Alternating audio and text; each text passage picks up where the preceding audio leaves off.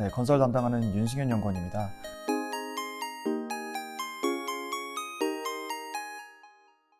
오늘은 이제 2021년 건설 투자 사이클이 도래한다는 주제로 온라인 세미나를 말씀을 드릴 거고요. 지표를 중심으로 설명을 드리는 식으로 진행을 하겠습니다. 일단은 지금 이제 주택 시장이 사실은 작년 건설 수주에서도 굉장히 중요하게 작용을 했습니다. 작년에 건설 수주가 190조 원 정도를 기록을 했는데 이 중에 약 90조 원 정도가 주거용 건축 수주였고요. 2019년이랑 비교하면은 44% 정도 증가하는 모습이었습니다. 그래서 작년 건설 수주 같은 경우에는 주거용 건축 시장이 굉장히 주도를 하는 모습이었고요.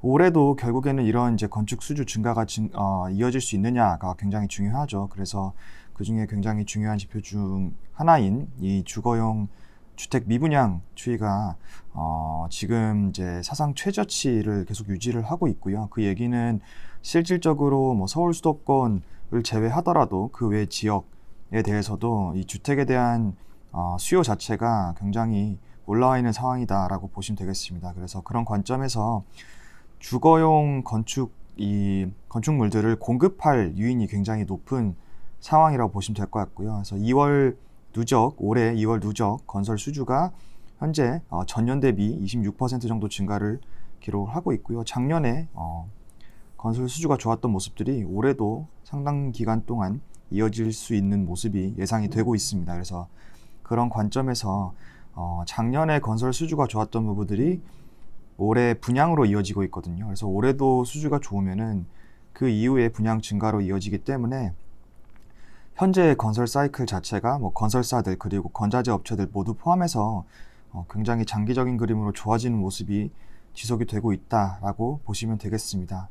다만 이제 올해 같은 경우에는 건설 수주가 작년에 좋았죠. 근데 이제 기성이라고 불리는 건설 투자 같은 경우에는 작년에 그렇게 좋지 못했습니다. 통상적으로 1년의 시차를 가지고 이 건설 수주와 투자가 이어지곤 합니다. 그래서 1년을 차이로 그리면은 굉장히 이제 매끄럽게 이어지는 모습인데요. 다만 이제 작년 같은 경우에는 건설 수주는 2019년에도 괜찮았습니다. 2018년 대비 올라가는 모습이었지만 2020년 기성은 건설 투자는 그렇게 좋지 못했습니다. 왜냐하면은 코로나19 영향도 있었고요. 작년에 또 2, 3분기 내내 장마가 굉장히 긴 기간 동안 이어졌죠. 그래서 그런 부분들이 건축물 투자로 이어지지는 못했고요. 그런 부분들이 결국은 올해는 투자로 이어질 수 있는 환경이 이어질 것이다 라고 생각을 하고 있습니다. 그래서 작년 수주가 좋았던 부분이 당연히 올해 착공 증가로 영향을 줄 거고요. 두 번째로는 작년에 기성이 나타나지 못했던 이런 갭들, 실질적인 이 투자와 기대했던 그런 투자의 괴리가 올해는 채워지면서 투자가 늘어난다라고 보시면 될 것 같고요. 이걸 조금 더 간단하게 말씀드리면은 이제 수주가 있으면 6개월에서 1년 시차를 두고 기성이라는 투자액으로 나타납니다. 근데 이게 표준적인 공정률을 감안했을 때 앞단에 있는 수주를 감안하면은 요만큼의 기성이 나와야 된다라는 게 이제 기대 기성액이고요. 다만 이제 실질적으로 기성이 나타나는 거는 뭐 건설 경기라든지 아니면 여러 가지 환경에 따라서 차이가 나곤 합니다. 그래서 이 갭이 작년 같은 경우에는 벌어져 있던 거죠. 그래서 올해는 이게 줄어들면서 작년에 투자가 나타나지 못했던 부분들이 늘어나는 게 있고요. 그리고 뭐 앞에서 말씀드렸지만 작년 수주가 워낙 좋았기 때문에 올해는 착공이 늘어나면서 건설 투자가 늘어나는 부분이 있을 겁니다. 그래서 종합적으로는 올해는 건설에서 건설 업종과 건자재 업종을 아우르는 거대한 좀 투자 사이클이 시작되는 한 해가 될 것이다 라고 생각을 하고 있습니다. 간단하게 이 건설에서 건자재로 넘어가는 투자 밸류 체인을 보여드리면요. 작년 건설 수주가 종합적으로는 전년 19년 대비 17% 증가를 했습니다. 다만 이제 주거용 건축 수주가 40% 이상 증가를 하면서 가장 드라이브를 걸었다라고 보시면 될 것 같고요. 결국은 이 주거용 건축 사이클에 있는 다양한 건자재 업체들이 실적이 좋아질 수 있는 그런 국면이고요.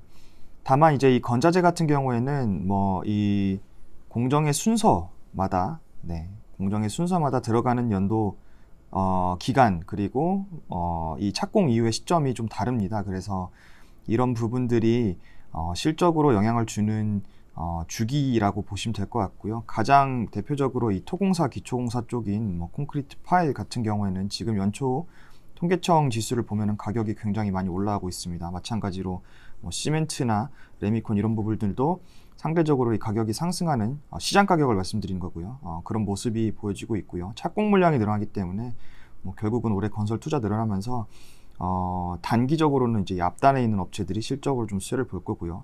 건설 투자 사이클 자체가 뭐 2년에서 3년까지 이어지기 때문에 이런 부분들 감안하면은 실적 측면에서는 이제 장기적으로는 이 창호나 내부공사 쪽 그리고 마감공사, 가구공사에 있는 업체들까지 장기적으로는 수혜를 볼 수 있는 사이클이 올해가 시작이다라고 보시면 될 것 같습니다. 그래서 전반적으로 이런 건설 기성 투자가 늘어난 사이클에서 다양한 이 건자재 군들에서 투자 아이디어를 찾을 수 있다라고 생각을 하고 있고요. 그리고 뭐 건설사들도 마찬가지로 분양이 일어난 시점에서 2년 정도 있으면 이제 주택 매출이 피크를 찍기 때문에 그런 관점에서는 지금 이제 건설사 프리뷰 시즌이긴 하지만 올해 실적은 상반기보다는 하반기가 좀 더 좋아지는 모습이 될 거고요. 올해 하반기보다는 내년이 좋아지는 모습이 될 겁니다. 그래서 이런 관점들에서 건설주, 건설업종 그리고 건자재 업종 투자 매력도 굉장히 높아지는 구간이기 때문에